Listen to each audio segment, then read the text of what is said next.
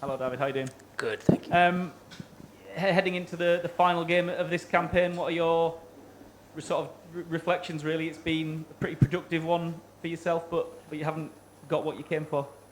Yeah, we haven't. You can talk about your personal form or runs or wickets, whatever it is, but at the end of the day, you want the team to do well and to win games of cricket. And as a collective, we haven't been good enough. That's in the proof is in the pudding, if you want to put it that way. And we're seventh on the log, which isn't where we'd like to be at this stage of the tournament. We'd have hoped to come here pushing for a semi-final spot and preparing for that. But we just haven't been good enough.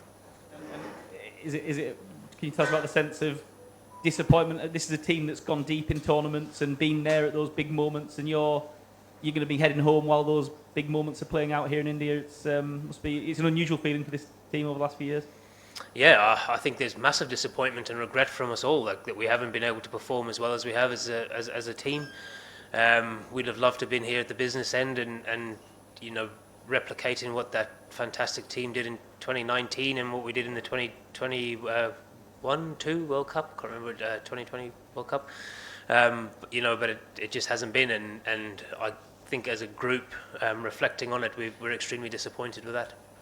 And just from a personal level, because your form is good, this team in all likelihood will begin the process of breaking up, and some new blood will be brought in. Can you tell us where you're at personally? You haven't played as much international cricket or one-day cricket as some of the guys. Where's your motivation and hunger at to be part of whatever that next chapter looks like?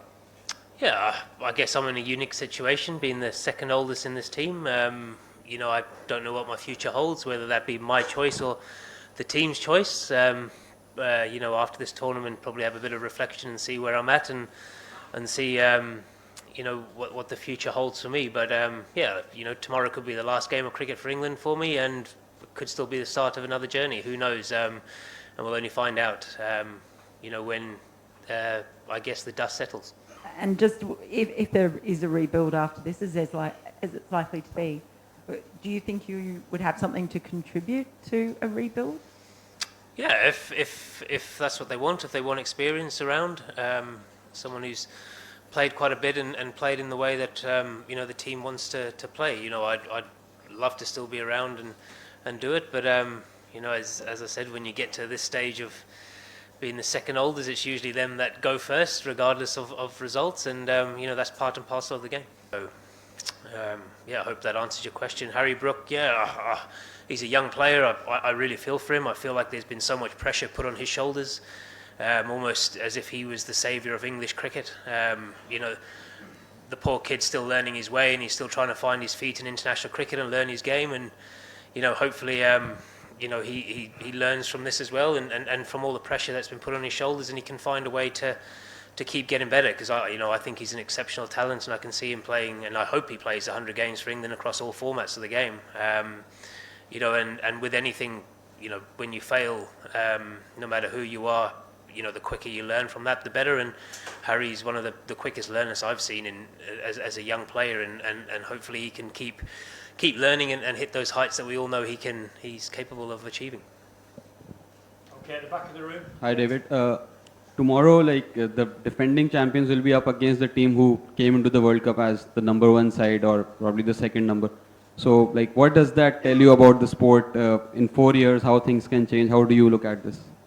Yeah, definitely. Sport changes quickly. It has a way of biting you in the backside. It creeps up on you quite quickly, and I guess, especially from our point of view, as I've said earlier, we're so disappointed in the fact that we are here playing against Pakistan at Eden Gardens, and we're not in the race for it. It's disappointing, but we still have a lot to play for. We still have Champions trophies. I don't know if we have actually qualified for that or yet, but we still need to put in a good performance and leave with a bit of pride, because it's hurting. That's the mic over. Thank you. Obviously, with the performances, you start questioning your own performances in the last 5 games with the losses. And also there is focus from outside, from the fans, from the press. So in that situation, what's the kind of mindset that you have within the team? There is always a threat that you will slip into desperation. So how do you guard against it? How do you focus on the cricket? Yeah, look, our message has always been the same. I know there's been a lot said in the press from, when players stand up here and we sort of say a couple of things that might come across quite differently, but the message has always been the same. We've always approached the game the same way. We've always taken the positive option. The positive option varies from different conditions to different conditions. The boys have still believed and stayed true to that, even though it doesn't look like that always. And ultimately, you can talk as much as you want and you can put as much stuff into practice as you want. When you're out in the middle, and you have to find a way of doing it. I hope that answers your question. Okay, I think we're done. Thank you, everyone. Thanks, Dawid.